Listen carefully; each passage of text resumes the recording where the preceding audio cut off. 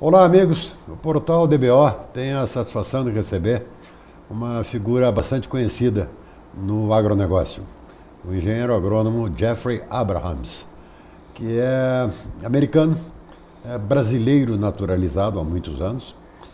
Apesar de formado na Califórnia, ele veio garoto para o Brasil e que adotou o nosso jeitinho tupiniquim. O Jeffrey hoje é um conhecido headhunter, ou seja, um caçador de talentos. E ele vai nos falar um pouquinho sobre como está hoje esse mercado das empresas, o que essas empresas do agronegócio que o contratam como consultor desejam contratar, né, para administrar as suas empresas. Jeffrey, seja bem-vindo. Respondendo a esse questionamento que eu já coloquei a você, o que querem as empresas? As empresas querem tudo. Eles querem o executivo transgênico. Executivo transgênico. Executivo transgênico. Interessante. Ele quer o executivo transgênico que possa fazer finanças, fazer agricultura, reduzir custo, aumentar a venda, ser um bom líder, trabalhar em equipe, brilho nos olhos. Ele quer tudo. Então ele quer o executivo transgênico. Eu tenho essa tese.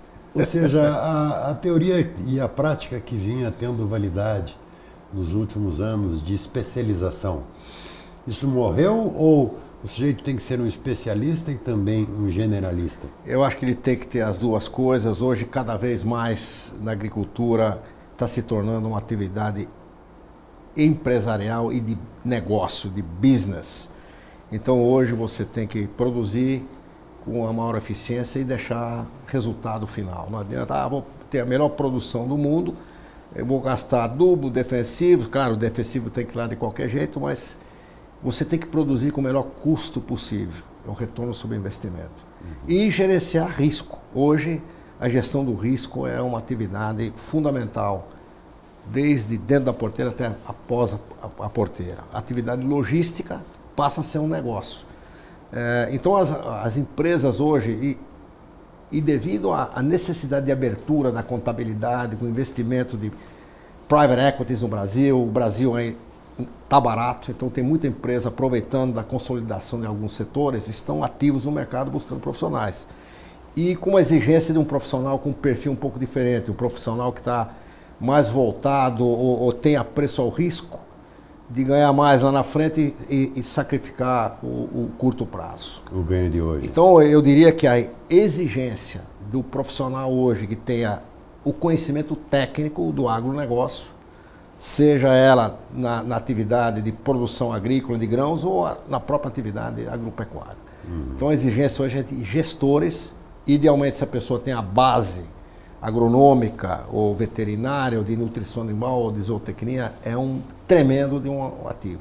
E o outro fator é o desejo, a capacidade de relocar dentro do Brasil. Existe uma necessidade de profissionais no centro-oeste, nas regiões mais remotas, e a dificuldade de você relocar um executivo é um desafio muito grande. E trabalhar lá perto da roça.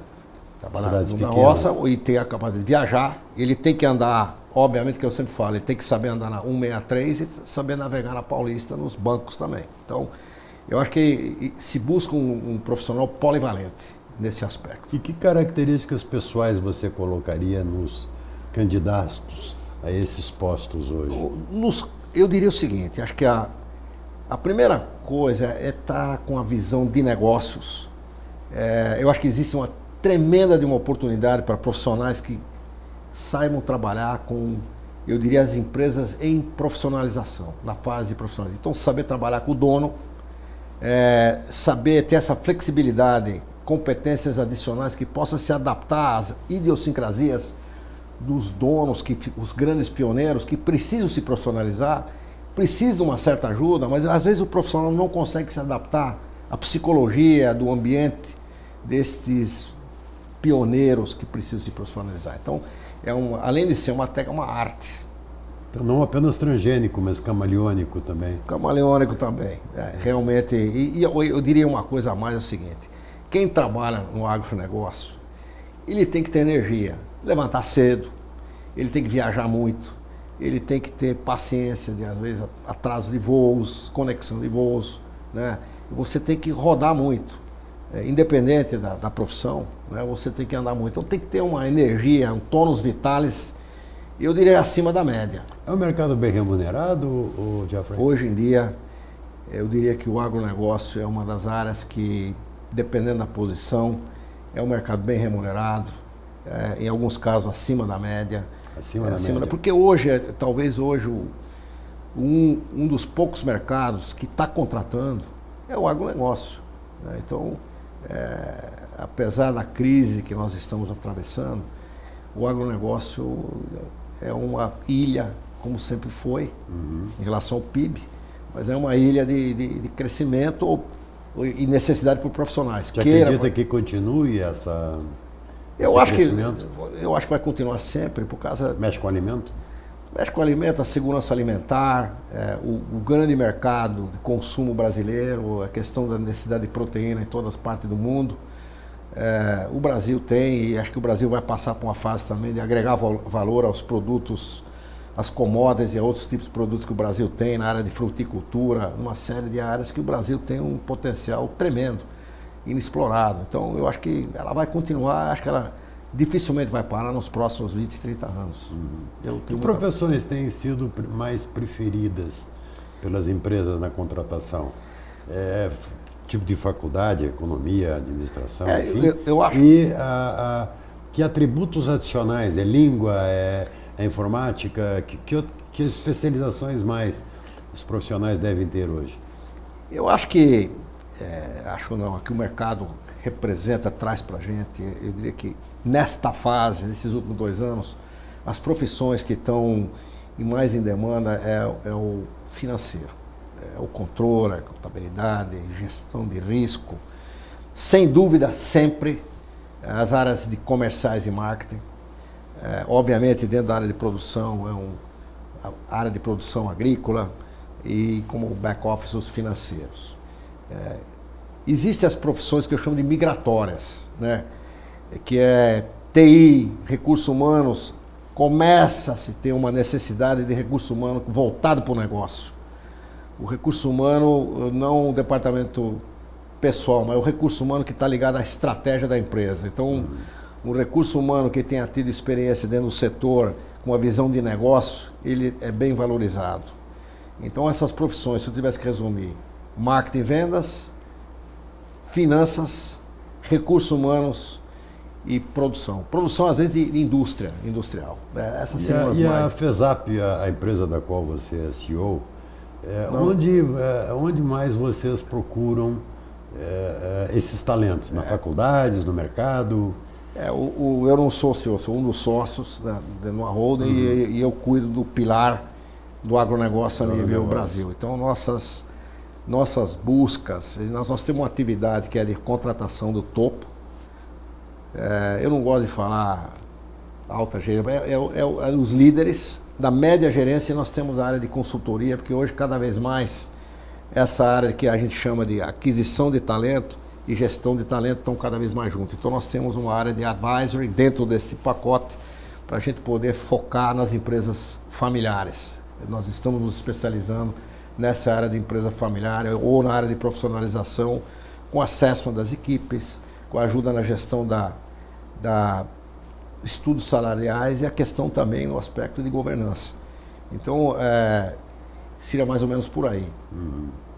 Onde as empresas têm... A busca quando você fala, obviamente, depende do ciclo da carreira desse executivo. Você vai buscar, obviamente, no início nas faculdades de agronomia, faculdade de veterinária, e normalmente é na concorrência, né? A busca do executivo, que tem uma empresa XY lá, vai ter que ter um mapeamento e vai ter que buscar, muito provavelmente, na concorrência, né? E o bom profissional, ele não está no mercado. Não estou dizendo que quem está no mercado não seja um bom profissional, nada disso, mas estou falando, ele não está se anunciando, ele não está mandando currículo, ele está lá quietinho tocando a vida dele e fazendo um bom trabalho. Ele tem que ser descoberto. Ele tem que ser descoberto, que a gente chama da necessidade incubada, que muitas vezes ele está lá, mas se surgir uma oportunidade boa, ele vai considerar. em relação ao desafio. Não é só dinheiro, é clima da empresa, a liderança. É muito importante um gestor, uma empresa que está em fase de transição, ter um líder que cria um ambiente para trazer um profissional de fora, né? Muitas vezes a empresa quer voar, mas não dá asa para ele voar, né? Então a empresa também tem que estar preparada para ter um anticorpo positivo dentro da organização para poder este corpo ser aceito pela energia dessa empresa, para poder fazer as mudanças necessárias e fundamentais para o crescimento e a própria perenidade da empresa, né? Os clientes na sua empresa são o quê? Multinacionais e empresas nacionais? Eu diria que no passado eram 60% de empresas multinacionais. Hoje eu diria que mudou.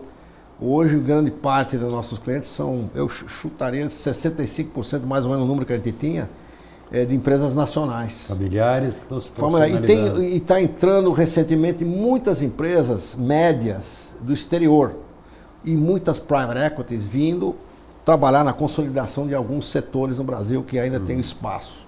Que é o espaço de acesso a grãos, a consolidação da distribuição no Brasil, aquicultura. Tem uma série de atividades que demandam uma consolidação. A parte de adubo foliares, né? Então, existem muitas oportunidades. A parte da agricultura de precisão, tem muitas empresas israelenses com modernas tecnologias, existem empresas de startups ocorrendo em Piracicaba, nos interiores do Brasil, que estão com possibilidades grandes na agricultura de precisão também. Então, e qual é a mensagem que você deixa para um jovem, vamos dizer assim, filho de um produtor rural, está na faculdade, terminando, ou está no meio da faculdade, ou recém saiu da faculdade, está começando uma vida, como ele deve se preparar, o que ele deve buscar para conseguir obter uma boa primeira colocação? coisa, ele tem que se encaixar em algo que ele goste e tenha paixão, né?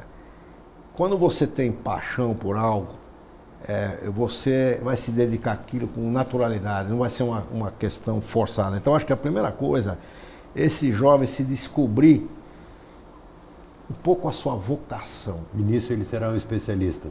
Inicialmente ele poderá ser um especialista, ele tem que ser exposto, né? Eu tenho uma neta que eu quero que ela... Porque eu acho que é o seguinte, as universidades deviam abrir as portas um pouco mais, a feira de profissões, que muitas vezes alguém deixa de escolher uma profissão por falta de conhecimento e falta de exposição. Então eu diria que é importante você ir lá ver como é que funciona um diretor industrial, o que ele faz, como é que funciona alguém que trabalha com defensivos, né? Ou alguém que está trabalhando, o gerente de produção ou diretor de produção de uma propriedade de grãos, ou vai trabalhar numa empresa que trabalha com cria, recria, assim por diante. Agora, tem profissões que pagam mais e profissões que pagam menos. Mas o mais importante... Quais as que pagam mais hoje? Eu diria que onde tem mais competitividade e mais tecnologia. Você pega as empresas na área de defensivos, são as que trabalham mais, porque tem mais multinacionais, estão, de uma certa maneira, mais sofisticadas em termos de remuneração variável, stock options, de ações, esse tipo de coisa. Ou profissões que exigem, vamos dizer, um trabalho monumental de redução de custos, por exemplo, a área de usina de açúcar, apesar de estar numa fase difícil, tem oásis que tem pessoal que ganha bem. Então, eu diria que existem alguns bolsões que pagam pela falta de executivos, né? Porque não tem tantos. Você vai buscar, dependendo da especialidade, é escasso. E quando você entra no aspecto de morar fora do eixo Rio-São Paulo, a probabilidade de alguém que tem essa especialidade, que precisa de falar inglês e tem que morar nas áreas, nos rincões mais longínquos, essa índice de probabilidade aumenta e o salário, consequentemente, aumenta, porque a oferta e a procura. Claro. Permanece um aforismo que se dizia entre alguns empresários 10 ou 20 anos atrás, de que não havia desemprego, havia falta de gente qualificada para ocupar alguns postos. Permanece isso? Permanece. Eu diria o seguinte, nós passamos algumas fases nesses últimos 2, 3 anos, nesses últimos 10 anos que eu assisti. Teve uma fase, tem um boom que se falava, não, apagão de talentos. Então, nessa época, o executivo tinha o poder de mando. Então, ele estaria no processo, mas ele tinha 2 ou 3 ofertas. Então, se as empresas não fossem rápidas em capturar esse executivo, perdia o talento. Hoje já mudou. Hoje a empresa volta a escolher, porque tem muita gente muito boa no mercado. E o bom executivo ou boa executiva, ele é rapidamente absorvido. A empresa acha um espaço para ele. E existe hoje cada vez mais mulheres atuando em postos. Eu tenho a grande felicidade de ter contratado nos anos 80 as 2 primeiras mulheres numa empresa de defensiva. As 2 se tornaram presidente da empresa. Eu tenho essa satisfação de dizer. Então, eu já trabalho com mulheres há muito tempo. Inovou. Hein? Inovou. Eu acho que na época nós inovamos, sim. Claro. Então, eu acho que a mulher tem um papel muito forte hoje.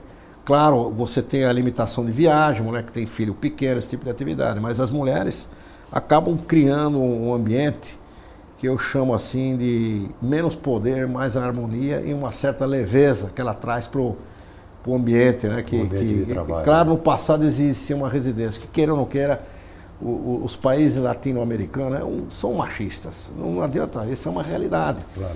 Mas as mulheres que conseguem ocupar esse espaço, a gente fica surpreso pela capacidade de gestão, de agregar, de trabalhar em equipe. Hoje, como tudo se trabalha em rede, a mulherada consegue trabalhar com várias coisas ao mesmo tempo, que os homens são mais restritos, a mente do homem é comportamental. Menos neurônios. Muito obrigado, Jeffrey. Obrigado pela oportunidade de trocar. Esperamos que a entrevista tenha sido agradável e útil a você, espectador. E qualquer hora a gente volta, se Deus quiser. Até a próxima.